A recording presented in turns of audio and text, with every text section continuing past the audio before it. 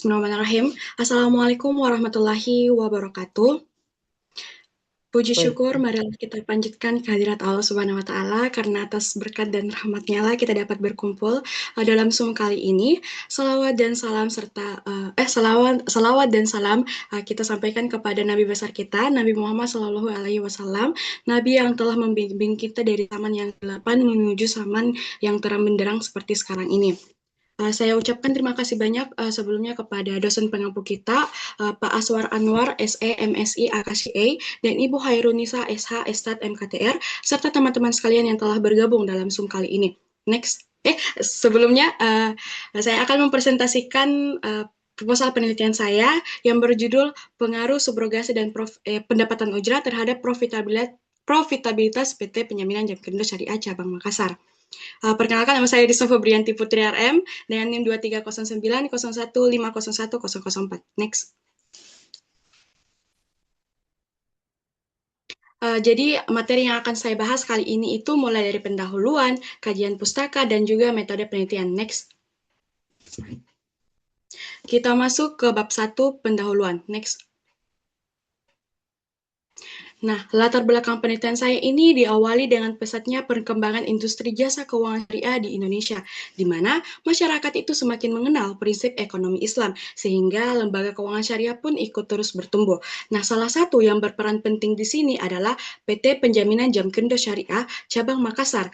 Tetapi walaupun dia memiliki peran yang besar, akan tetapi dalam menghasilkan profitabilitasnya itu belum optimal. Nah, ada dua yang dipengaruhinya, yang dimana ada subrogasi dan pendapatan ujrah. Subrogasi di sini itu seharusnya meningkatkan profitabilitas dan memulihkan dana klaim, tetapi hasilnya tidak sesuai dengan diharapkan. Sedangkan pendapatan ujrah di sini adalah imbalan atau fee atas jasa penjaminan, tetapi dia itu masih fluktuatif dan belum memberikan kontribusi yang maksimal terhadap profitabilitas Jamsyar. Nah, karena itu kita bisa ketahui bahwa adanya kesenjangan antara teori dan praktik, di mana secara teori subrogasi di sini dan pendapatan ujrah itu seharusnya meningkatkan profitabilitas, akan tetapi secara realitanya itu tidak sesuai yang diharapkan dan belum memberikan kontribusi yang maksimal. Karena itu, saya ingin menganalisis pengaruh subrogasi dan pendapatan ujrah terhadap profitabilitas Jamsyar. Next. Adapun rumusan masalah dari penelitian saya itu yang pertama, bagaimana pengaruh subrogasi terhadap profitabilitas Jamsyar. Di sini saya singkat saja supaya mempercepat. Yang kedua, bagaimana pengaruh pendapatan ujrah terhadap profitabilitas Jamsyar.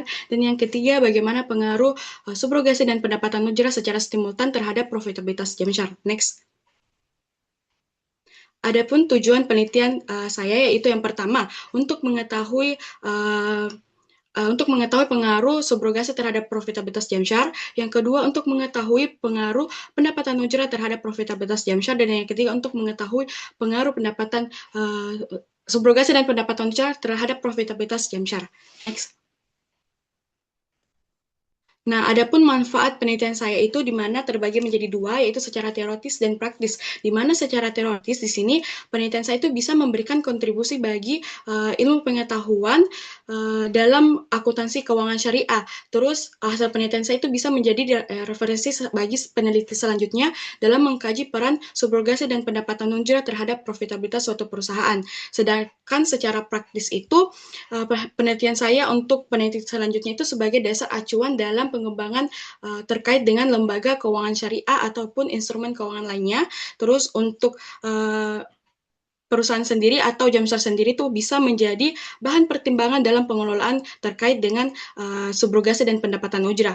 Dan yang terakhir itu bagi pihak lain itu bisa menjadi masukan dan perspektif dalam perumusan strategis guna mewujudkan lembaga keuangan syariah yang kuat. Next.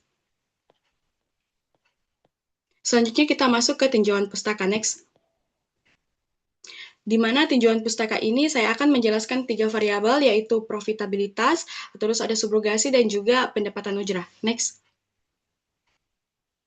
Yang pertama itu profitabilitas. Di sini saya jelaskan terlebih dahulu. Di mana menurut Rahmalita et al. Tahun 2019, profitabilitas itu menunjukkan kemampuan lembaga keuangan syariah dalam menghasilkan laba dari aset dan modal yang dimiliki. Semakin tinggi profitabilitas berarti semakin efisien lembaga tersebut dalam mengelola aset, biaya, dan juga risikonya. Nah, menurut Fadli dan Al-Farisi tahun 2020 serta Delimonte et al. Tahun 2023, profitabilitas ini dipengaruhi oleh efisiensi operasional, terus kualitas pembiayaan, serta strategi pengelolaan pendapatan serta biayanya. Nah, dalam konteks Jamsar di sini, profitabilitasnya itu dicerminkan melalui kegiatan penjaminan dan pengelolaan dana klaimnya. Next. Selanjutnya itu subrogasi, di mana subrogasi ini itu hak pihak penjamin untuk menagih kembali kepada pihak terjamin setelah klaimnya itu dibayarkan. Ini sudah sesuai dengan pasal 1400 KUH Perdata dan ketentuan OJK pada tahun 2017, di mana mekanisme ini penting karena itu untuk menjaga likuiditas suatu perusahaan dan memulihkan dana klaimnya. Jadi menurut Fadli dan Al-Farisi tahun 2020, subrogasi itu berpengaruh positif terhadap profitabilitas sebab semakin tinggi dana yang berhasil ditagih, maka semakin baik kinerja keuangan perusahaan tersebut. Namun, seperti dijelaskan oleh Nada et al. Tahun 2024 dan Hutomo et al. Tahun 2024, bahwasanya efektivitas subrogasi itu sangat bergantung lagi pada keberhasilan pada saat proses penagihan di lapangan. Next. Selanjutnya itu pendapatan ujrah, di mana pendapatan ujrah di sini adalah imbalan atau fee atas jasa penjaminan berdasarkan akad kafalah, di mana ini menurut Kalen dan Latifah tahun 2020. Nah, ujrah di sini itu menjadi sumber pendapatan utama lembaga penjaminan syariah, karena dia itu bersifat halal dan juga sesuai dengan prinsip syariah, di mana menurut Latifah dan Abdullah tahun 2022, besarnya pendapatan ujrah itu bergantung pada volume penjaminan dan efektivitas pengelolaan akadnya. Selain itu, Delimonte et al. Tahun 2023 dan Anapari dan Septriani tahun 2020 menegaskan bahwa semakin tinggi pendapatan ujrah, maka semakin besar juga kontribusinya terhadap profitabilitas. Next. Selanjutnya tuh ada kerangka berpikir di mana teman-teman bisa lihat di sini ada subrogasi X1, terus pendapatan ujrah X2 dan juga profitabilitasnya sebagai di mana di sini tuh ada tanda panah yang menunjukkan adanya hubungan kausal atau asosiatif yang dimana tujuannya itu untuk menguji hipotesis apakah dia itu ada pengaruh variabel X ini terhadap variabel Y. Nah, dari kerangka berpikir ini muncullah hipotesis di mana hipotesis yang pertama saya itu adalah subrogasi berpengaruh positif terhadap profitabilitas Jamsar. Terus hipotesis kedua saya itu pendapatan ujrah berpengaruh positif terhadap profitabilitas Jamsar, dan yang ketiga itu profitabilitas subrogasi dan pendapatan ujrah itu berpengaruh positif dan signifikan terhadap profitabilitas Jamsar. Next. Selanjutnya kita masuk ke metode penelitian. Next. Di mana sebelumnya itu saya sudah jelaskan tipis-tipis sebelumnya, di mana variabel saya itu, jadi saya menggunakan 3 variabel, di mana 2 variabel bebas dan 1 variabel terikat. Variabel bebasnya itu subrogasi sebagai X1 dan pendapatan ujrah sebagai X2, dan variabel terikatnya itu Y, yaitu profitabilitas. Nah, untuk desain penelitian itu saya menggunakan pendekatan kuantitatif eksplanatori, di mana data yang digunakan itu merupakan data sekunder yang diperoleh dari laporan keuangan Jamsar selama 30 bulan yang mencangkup periode 2022 sampai 2024. Next. Ibu dan teman-teman bisa lihat, adapun desain penelitian saya seperti ini, di mana saya melakukan penelitian di Jamsar itu laporan keuangannya untuk periode 2022 sampai 2024, di mana penelitian ini dimulai dari rumusan masalah, yaitu bagaimana sih pengaruh subrogasi dan pendapatan ujrah terhadap profitabilitas penjaminan. Terus selanjutnya saya melakukan kajian teoritis dan penelitian terdahulu yang meliputi teori subrogasi, teori pendapatan ujrah, dan teori profitabilitas, serta hasil penelitian sebelumnya yang mendukung mendukung penelitian saya. Kemudian tahap berikutnya itu pengumpulan data, di mana saya itu menggunakan data sekunder yang diambil dari laporan keuangan bulanan Jamshar selama 30 bulan. Nah, untuk teknik analisis datanya itu saya menggunakan beberapa metode, yaitu analisis deskriptif, uji asumsi klasik, analisis regresi linear berganda, serta uji hipotesis yang terdiri dari uji T, uji F, dan koefisien determinasi. Setelah data yang diolah itu, hasilnya itu kemudian dibahas secara rinci pada bagian hasil dan pembahasan. Kemudian ditariklah kesimpulan yang menjawab rumusan masalah penelitian saya. Next. Selanjutnya saya akan menjelaskan bagian definisi operasional dan pengukuran variabel, di mana variabel pertama saya itu yaitu subrogasi, di mana menurut Rihandi dan Huda, subrogasi itu merupakan hak perusahaan penjamin untuk menggantikan posisi kreditur setelah klaimnya itu dibayarkan kepada penerima jaminan, sehingga perusahaan itu memiliki hak untuk menagih kembali kepada pihak terjamin. Di sini pengukuran variabel saya itu menggunakan 3 indikator, yaitu nilai piutang subrogasi, terus presentasi keberhasilan penagihan subrogasi terhadap total hak tagih, dan rasio subrogasi terhadap total klaim yang dibayarkan. Terus variabel kedua itu pendapatan ujrah, di mana berdasarkan pendapat Kalem dan Latifah tahun 2020, pendapatan ujrah ini merupakan imbalan jasa atas akad kafala atau fee yang diterima perusahaan, di mana indikator pengukuran saya itu meliputi kayak seperti nilai pendapatan ujrah, terus rasio pendapatan ujrah terhadap total pendapatan lembaga, terus pertumbuhan pendapatan ujrah per tahunnya. Terus variabel ketiga itu ada profitabilitas, di mana menurut Rahma dan Wardana tahun 2023, profitabilitas itu menunjukkan kemampuan lembaga keuangan syariah dalam menghasilkan laba dari kegiatan operasionalnya. Jadi untuk mengukur profitabilitas itu dia menggunakan 3 rasio keuangan. Yang pertama ada return on asset, return on equity, dan net profit margin. Next.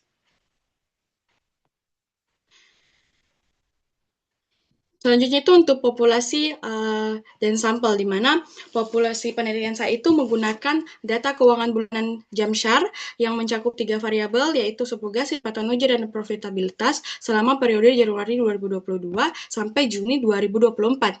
Jadi totalnya itu ada 30 data laporan keuangan. Nah, untuk sampel penelitian saya itu saya menggunakan saya memilih periode laporan keuangan yang dianggap paling lengkap dan sesuai dengan untuk menilai untuk melihat nilai dari subrogasi, pendapatan ujrah, dan profitabilitas dari Jamshar sendiri. Next. Nah, untuk teknik analisis datanya itu saya menggunakan untuk teknik pengumpulan datanya saya menggunakan kuantitatif explanatory dengan data sekunder, yang artinya pasti data yang kugunakan itu sudah tersedia dalam bentuk laporan keuangan Jamshar periode 2022 sampai Juni 2024. Nah, metode yang pertama yang saya gunakan itu dokumentasi, di mana ini saya lakukan dengan mengumpulkan data keuangan seperti nilai subrogasi, pendapatan ujrah, dan profitabilitas. Nah, dengan mengumpulkan data keuangan seperti ini, itu sudah mencakup semua dokumentasi yang dibutuhkan. Terus yang kedua itu studi kepustakaan. Jadi ini lakukan lagi dengan menilai teori, jurnal, dan juga peneliti terdahulu untuk yang saling berkaitan dari ketiga variabel yang saya jelaskan sebelum-sebelumnya. Next. Selanjutnya itu teknik analisis data, di mana yang pertama itu saya menggunakan analisis deskriptif, di mana ini untuk menggambarkan nilai seperti maksimum, nilai minimum, nilai rata-rata, terus dan standar deviasi dari masing-masing variabel saya. Terus yang kedua itu uji asumsi klasik. Ini memastikan model regresinya itu memenuhi syarat normalitas, linearitas, tidak terjadi multikoliniaritas, dan bebas dari heteroskedastisitas.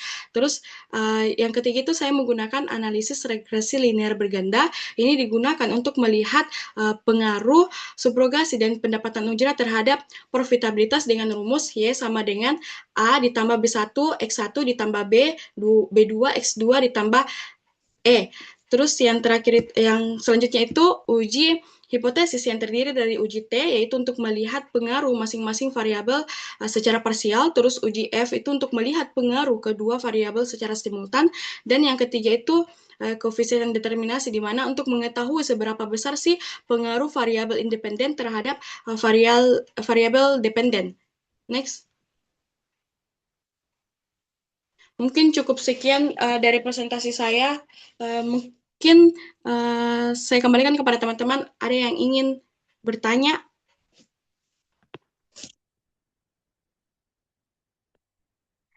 Iya, kepada Saudari Nunu, dipersilahkan. Baik, terima kasih atas kesempatannya. Kan di sini penelitian kamu itu pakai rasio keuangan untuk menilai kinerja lembaga publiknya. Tapi rasio keuangan itu kan cuma soal efisiensi keuangannya saja, bukan terkait dengan dampak sosialnya ke masyarakat. Nah, bagaimana kamu di sini bisa yakin kalau misal angka-angka itu, angka-angka rasio ini benar-benar bisa menunjukkan terkait dengan akuntabilitasnya dan manfaat sosial di lembaga itu sendiri? Terima kasih. Baik, jadi saya langsung jawab bisa jadi memang betul sih, memang rasio keuangan yang saya gunakan itu ROA, ROE, terus NPM. Tapi yang kita ketahui kan itu ROA hanya mengukur efisiensi dan kemampuan lembaga dalam menghasilkan laba, bukan langsung dampak sosialnya. Tapi dalam Jansat di sini itu profitabilitas justru menunjukkan bentuk akuntabilitas lembaganya terhadap pengelolaan dana penjaminan yang bersumber dari kegiatan usaha syariahnya. Jadi jika subrogasi dan pendapatan ojol itu dikelola dengan baik, itu bisa meningkatkan profitabilitas. Jadi artinya itu dana publiknya itu bisa digunakan secara bertanggung jawab dan berkelanjutan sehingga bisa kembali disalurkan untuk menjamin penjaminannya UMKM ataupun seorang nasabah.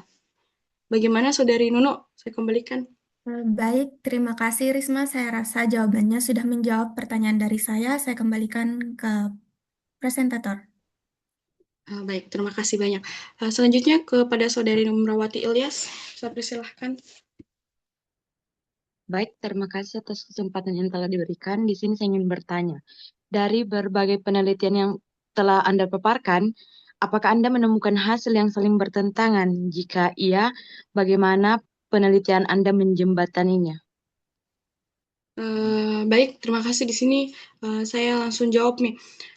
Yang bertentangan, oh iya, sebelumnya kan sudah Mak jelaskan Ki yang di bagian subrogasi, di mana menurut Fadli dan Alfarisi tahun 2020, subrogasi itu berpengaruh positif terhadap profitabilitas, tetapi dipertegas dengan Nada et al. Tahun 2024 dan juga Hutomo et al. Tahun 2024 bahwasanya efektivitas dari subrogasi itu bergantung lagi pada proses penagihannya di lapangan. Jadi kayak tidak sesuai Ki yang menurut menurut Fadil dan Alfarisi sama menurut Nada et al. Dan juga Hutomo. Terus itu mengenai subrogasi dan ada juga mengenai pendapatan ujrah di mana uh, menurut Hasana et al. Itu dia menemukan bahwa pengaruh apa pendapatan ujrah itu berpengaruh positif Ki, tetapi Septiani et al tahun 2024 dia itu tidak mengatakan hal tersebut. Dia kayak tunjukkan Ki hasilnya itu tidak signifikan Ki.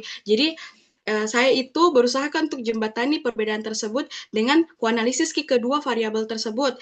Jadi saya bisa dapat ke hasil yang lebih reliable Ki sama penelitian saya. Mungkin cukup sekian, saya kembalikan kepada Saudari Umrawati Ilyas. Baik, terima kasih atas jawabannya. Baik, terima kasih banyak. Mungkin cukup sekian presentasi dari saya. Jika terdapat kesalahan atau gugup, mohon dimaafkan bahwasanya manusia memang sering melakukan kesalahan. Terima kasih. Wassalamualaikum warahmatullahi wabarakatuh. Waalaikumsalam warahmatullahi wabarakatuh.